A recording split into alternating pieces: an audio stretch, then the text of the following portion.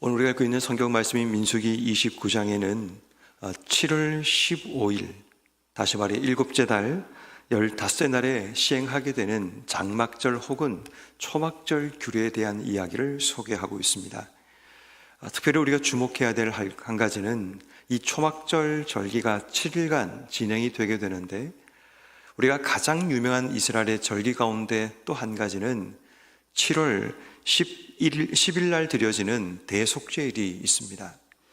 대속죄일 지난 5일 후에 이 초막절, 장막절 절기를 지키게 되는데, 어떤 의미에서 이 대속죄일과 초막절 간의 관계를 생각해 보게 되면 1년 가운데 백성들의 묵었던 모든 죄를 하나님께 고백하면서 하나님의 영광이 이스라엘을 떠나지 않기를 기도하며 간구했던 이 백성들의 속죄가 결국 7월 15일 장막절, 초막절로 이어지게 됨을 보게 됩니다. 다시 말해 우리가 하나님 주시는 풍성한 초막절의 절기를 통해 하나님의 은혜를 경험하기 위해서는 먼저 우리의 삶이 대속절과 같이 우리의 죄를 하나님께 고백하고 깨끗한 상태에서 하나님의 은혜 속으로 나가야 함을 우리에게 말씀하고 있습니다. 특별히 이 초막절이라는 절기는 여러 가지 이름들이 붙는데, 특별히 장막절이라는 이름이 먼저 붙게 됩니다. 그래서 이 초막절은 장막절이라고 부르기도 합니다. 이 장막절은 우리가 잘 아는 것처럼 이스라엘 백성들의 광야 40년의 행적을 기억하고 기념하는 절기입니다. 광야의 40년간 이스라엘 백성들이 떠돌고 맴돌게 되지만 그 모든 삶의 현장 가운데 하나님께서 은혜로 그들을 먹이시고 은혜로 그들의 갈증과 목마름을 채우셨던 바로 그러한 일들을 기억하고, 우리의 가장 인생이 힘들고 어려울 때 하나님께서 우리 가운데 함께 하셔서 우리를 먹이시고 인도했다는 것, 그것을 기억하는 절기가 바로 장막절, 바로 초막절이 되겠습니다. 어쩌면 우리도 인생의 삶을 살아가면서 인생의 광야를 때로는 만나기도 합니다. 그 광야는 내 힘으로는 절대로 살 수 없는 삶의 시간, 내가 걸어가는 그 삶의 자리 가운데는 어디로 가야 될지 인생의 방향도 보이지 않고 매일마다 갈증과 배고픔 속에 인생의 삶을 살아가는 그 삶의 자리가 바로 우리 인생의 광야입니다. 돌아보고 생각해 보면 우리 인생의 광야 가운데 내 힘으로 버티고 견디고 이겨낸 것처럼 보이지만, 생각하면 하나님께서 우리를 먹이시고 우리를 배불리시고 또 우리에게 그늘을 만들어 주셨기 때문에 우리는 여기까지 왔다는 사실을 깨닫게 됩니다. 그러므로 여러분, 이스라엘 백성이 지켰던 이 장막절처럼 우리도 오늘 이 새벽에 하나님께서 우리 인생에 지나왔던 인생의 광야의 시간들 가운데 함께 하셨던 그 하나님을 기억해내고 다시 한번 하나님을 우리 마음속에 주인으로, 또 그 하나님을 우리 인생의 소망으로 삼고 살아가는 우리의 삶이 필요합니다. 두 번째, 이 장막절이라는 이 절기는 우리가 초막절이라고 불리기도 하지만 추수감사절이라고 불리기도 합니다. 이 장막절, 초막절 절기는 이스라엘 백성들의 1년 모든 이 절기 가운데 가장 풍성하고 가장 넉넉한 그런 절기입니다. 마지막 추수가 마친 이후에 이스라엘 백성들이 하나님께 드리는 이 초막절 제사이다 보니까 그 어떤 제사보다 훨씬 더 넉넉하고 풍성한 제사로 하나님께 드린 겁니다. 이것은 다시 말해 이스라엘 백성이 광야를 지나 가나안 땅에 들어오게 되고 그 땅에 자리 잡고 이제는 농경 생활을 시작하면서 열매를 거둘 수 있는 은혜가 그들 삶 속에 주어지게 된 거죠. 다시 말해 이스라엘 백성들에게 주어진 이 초막절, 장막절 절기는 하나님께서 이 땅에서 우리의 삶에 행하신 그 은혜를 기억하고 우리의 삶 속에 베풀어 주신 풍성한 하나님의 그 열매에 대해서 감사하는 절기가 바로 초막절 절기입니다. 그런 의미에서 우리에게도 이 초막절 절기는 지금 우리의 삶에 주신 하나님의 풍성한 열매와 또 넉넉한 하나님의 은혜에 대해서 기억하고 감사하는 절기가 바로 이 추수감사절, 어떤 의미에서 초막절이라고 볼 수 있습니다. 감사를 잃어버리면 우리 인생에는 매일마다 불평과 원망이 가득 차게 됩니다. 바다에서 고기를 잡는 어부들은 늘 그런 이야기를 합니다. 오늘 나가서 그물을 던지지만 잡지 못하면 그것 때문에 실망하거나 좌절하지 않습니다. 내일도 있고 모레도 있으니까 우리는 이 한 번의 그물질에 희비를 우리가 논하지 않는다라고 이야기를 합니다. 어떤 의미에서 우리 인생도 마찬가지입니다. 때로는 생각만큼 풍성한 결실이 일어나지 않았을지라도 우리가 믿는 한 가지는 하나님께서 우리 인생 가운데 풍성한 결실을 주신다는 바로 그 믿음. 그 믿음이 추수감사절, 이 장막절에 깔려있는 가장 기본적이고 중요한 핵심적인 원리가 됩니다. 때로는 여러분 인생의 삶을 살다 보면 지금 내 나이대에 내가 원하는 결실과 열매가 내 삶 속에 주어지지 않을 수도 있습니다. 그렇지만 지금까지도 우리를 먹이시고 인도하신 하나님이시라면 우리가 살아가는 삶의 자리에서 동일하게 역사할 하나님을 기대하며 우리에게 풍성하신 하나님을 기억하고 감사하는 것, 그것이 오늘 우리가 또 해야 될 삶의 부분이기도 합니다. 그리고 세 번째, 이 추수감사절, 장막절, 초막절은 이 백성들이 누리는 기쁨을 하나님께 표현하는 그런 절기입니다.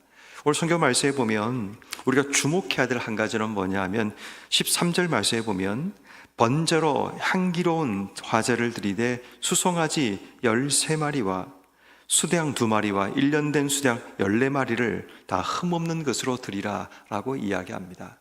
다른 것은 거의 다 반복됩니다. 그런데 중요한 것은 수송아지 13마리를 첫째 날에는 드리라고 얘기합니다. 자, 그런데 17절 말씀에 보면 둘째 날에는 수송아지 12마리를 드리라고 얘기합니다. 한 마리가 줄었습니다. 셋째 날 20절 말씀에 보면 수송아지 11마리를 드리라고 얘기합니다. 그리고 32절에 보면 일곱째 날에는 점점 한 마리씩 줄어서 수송아지 7마리를 드려라 라고 얘기합니다. 이게 과연 무슨 의미가 있을까요? 처음 시작은 13마리의 수송아지를 드리는 것으로 시작했는데 마지막 일곱째 날에는 수송아지 7마리를 드리는 것으로 맞춰지고 있다는 겁니다. 어떤 의미에서 시작할 때 13마리는 우리가 보기에는 풍성한 수송아지의 제사입니다. 그런데 숫자로 따져볼 때는 이 13이라는 숫자는 혼돈의 숫자입니다. 7이라는 숫자는 완전한 숫자를 우리가 의미한다고 알고 있습니다. 혼돈의 숫자인 13에 시작했던 이 수송아지 제사가 점점 줄어가서 결국은 7마리의 완전한 숫자로 나가고 있음을 보게 됩니다. 더 중요한 것은 7일 동안 드렸던 모든 수송아지를 합하게 되면 그 숫자가 70마리가 됩니다. 이 70이라는 숫자는 또다시 이스라엘 백성에게 가장 완전한 숫자가, 그래서 70이라는 숫자가 채워진다는 것은 가장 완전한 하나님의 은혜, 가장 완전함으로 나아가는 것을 의미합니다. 저는 이 본문을 계속 묵상하고 생각하면서 왜 13마리에서 7마리로, 그리고 그 모든 숫자를 합하게 되면 왜 70마리가 될까를 생각하다가 제 나름대로 내린 결론은 이겁니다. 어쩌면 이 추수감사절, 장막절, 초막절을 시작하는 이 백성들의 마음이 불완전하고 어쩌면 혼돈스러운 마음으로 그들의 이 절기가 시작되지만 하나님께서 이 절기를 통해 백성들을 이끌고자 하는 그 결론은 하나님의 완전함으로, 그리고 결론적인 그들의 삶의 완전함을 만들어 주시고자 하는 하나님의 은혜와 섭리가 이 속에 있지 않을까를 생각해 보게 됩니다. 때로는 우리 인생도 시작은 불완전하고 혼돈하고 수많은 어려움 속에 우리의 삶이 시작되지만 결국 우리는 기독교에서 말하는 진리가 칭의된 우리의 삶이 거룩한 성화의 과정으로 나가는 것처럼 하나님께서 우리를 완전함으로 이끌어가고 있는 그 과정 속에 우리의 삶이 있음을 어쩌면 7일간의 이 초막절 절기는 우리에게 설명하고 있는지도 모르겠습니다. 그러므로 지금 우리의 삶이 조금 불완전하고 혼돈하고 때로는 어려움을 겪으며 살아간다 할지라도 결국 우리는 마지막 7째 날에 하나님의 완전함으로 나간다는 것, 그리고 모든 것을 총량을 계산해 보면 결국 그 모든 것이 70이라는 숫자가 만들어주는 것처럼 우리 인생의 완전함으로 이끌어 가시는 하나님의 은혜가 있다는 것, 우리가 그것을 기억하는 것이 바로 이 초막절을 통해 주시는 하나님의 교훈이 되겠습니다. 그러므로 오늘 하루 우리가 어떻게 주신 삶을 살아가야 될까요? 먼저 우리가 기억할 것은 우리 인생의 광야를 기억하며 살아가야 한다는 겁니다. 광야를 기억한다는 것은 우리 인생의 가장 바닥을 칠 때도 하나님께서 우리 인생에 은혜를 주셨다는 것을 기억해야 합니다. 제가 지난주 말고 그 지난주에 설교를 하지 않고 주일학교 아이들에게 설교를 하러 갔습니다. 그때 제가 아이들에게 무엇을 설교했는가 하면 공 하나를 가지고 아이들에게 설명을 했습니다. 이 공이 바닥으로 내려갈 때 수많은 사람들은 바닥을 치는 것을 두려워하며 힘겨워하지만 바닥으로 내려가는 것을 두려워하지 말아야 될 이유는 바닥을 치고 튕겨져 오르게 하시는 분이 하나님이시기 때문에 내 인생의 바닥으로 이끌어 하신 그 하나님의 섭리 은혜를 기억한다면, 혹 하나님이 지금 내 삶을 바닥으로 내려가게 하신다면 두려워하지 말고 이런 악물고 안 내려가려고 버티지 말고 내려놓고 내려가라는 겁니다. 그럴 때 튀어오르게 하시는 그 바운스의 하나님이 우리의 삶을 인도하신다라는 그 이야기를 아이들에게 주었습니다. 왜냐하면 아이들이 인생 가운데도 언젠가는 인생의 바닥을 치는, 때로는 인생의 광야를 만날 때도 있기 때문입니다. 그때마다 기억할 것은 하나님이 우리와 함께 있다는 것, 내 인생의 바닥을 칠지라도 하나님이 내 삶을 도우시고 인도하신다는 그 사실을 아이들에게 알려주기 위함이었습니다. 우리 인생도 마찬가지입니다.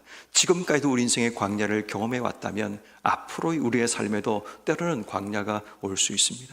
그렇지만 그 광야에서만 느끼는 하나님의 은혜가 있다는 것, 가나안 땅에서는 절대로 경험할 수 없는 바로 그 하나님의 특별한 은혜가 광야의 시간에 있다면, 우린 광야에서 슬퍼하고 괴로워하다가 하나님의 은혜를 느끼지 못하고 깨닫지 못한 채 우울하고 아픈 기억만 가지는 광야가 아니라, 광야 속에 들어섰다면 그 광야의 우울함과 슬픔도 물론 있겠지만 그것 보느라 하나님의 특별한 은혜와 섭리를 놓치지 말고, 이제는 우리의 삶의 신앙이 성숙된다면 광야 속에서 하나님이 어떻게 내 삶을 이끌어 가시는지, 그 광야 속에서 나를 어떻게 먹이시는지, 어떤 사람을 내게 보내시는지, 어떻게 내 인생의 그늘을 만들어내시는지, 어떤 길을 통해 하나님이 원하시는 목적지까지 이끌어 가시는지, 그것을 우리가 생각하고 돌아보는 지혜가 있다면 그 광야길의 한 걸음 한 걸음이 우리에게 은혜의 발자취가 되고 발걸음이 될 수 있음을 우린 보게 됩니다. 그러므로 오늘 이 새벽에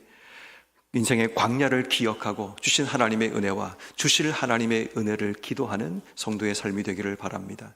두 번째는 우리 인생에 주실 하나님의 열매와 결실에 대해서 우린 감사하며 기도해야 됩니다. 주실 하나님의 은혜, 그것에 대해서 우리는 결실에 대한 감사가 필요합니다. 첫 번째가 은혜에 대한 기도라면 두 번째는 감사에 대한 기도입니다.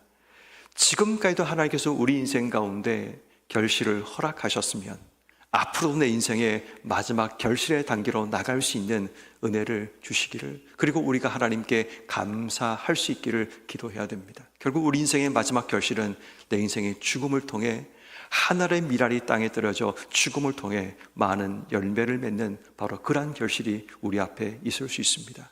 아직 젊은 분들은 인생의 삶을 살면서 성공이란 결실을 거두기도 하고, 때로는 내가 원하는 결과라는 그런 결실을 거두기도 하지만, 또 연세가 드신 분들에게는 우리 인생의 죽음을 통해 얻어질 그 결실이 우리 앞에 남아있을 수 있습니다. 그 죽음이 때로는 내가 얻는 결실이 두려운 것이 아니라 그것에 감사할 수 있는 그 삶의 자세가 우리에게 필요합니다. 어쩌면 추수감사절인 이 장막절은 가장 마지막 추수의 절기입니다. 내 인생의 가장 마지막 절기를 통해 하나님께 영광과 감사를 돌리는 바로 추수감사절의 그 의미를 기억한다면, 우리가 매년마다 매일마다 하나님께 감사로 시작하고 내 인생의 마지막 삶의 순간인 죽음을 통해 하나님께 많은 열매를 맺어드리는 그 삶을 기대하고 감사로 우리의 삶을 치워가는 삶이 필요합니다. 마지막 세 번째 우리가 기도할 제목은 불완전함으로 시작한 우리 인생을 완전함으로 이끄시는 하나님을 기억하고 우리는 기뻐할 수 있어야 됩니다. 여전히 지금 우리의 삶은 불완전하고 때로는 혼돈스러운 삶을 살아가고 있지만, 하나님께서 우리 인생의 일곱째 날에는 완전함으로 우리의 삶을 이끌어 가시고 내 삶을 총량적으로 돌아보면 그 모든 것이 하나님의 완전함으로 이끌기 위한 과정과 단계라는 사실을 기억해낼 수 있는 그런 은혜 주시기를 기도해야 됩니다. 결국 우리는 하나님의 완전함을 향해 나아가고 있습니다. 지금은 부족하고 지금은 연약해도 하나님의 완전함을 향해 나가는 우리의 모든 발걸음 가운데 하나님이 함께하고 있다는 사실을 기억하셔서 오늘도 은혜로 하루를 시작하고 은혜로 감사하는 이런 모두가 되기를 주의 이름으로 축원합니다.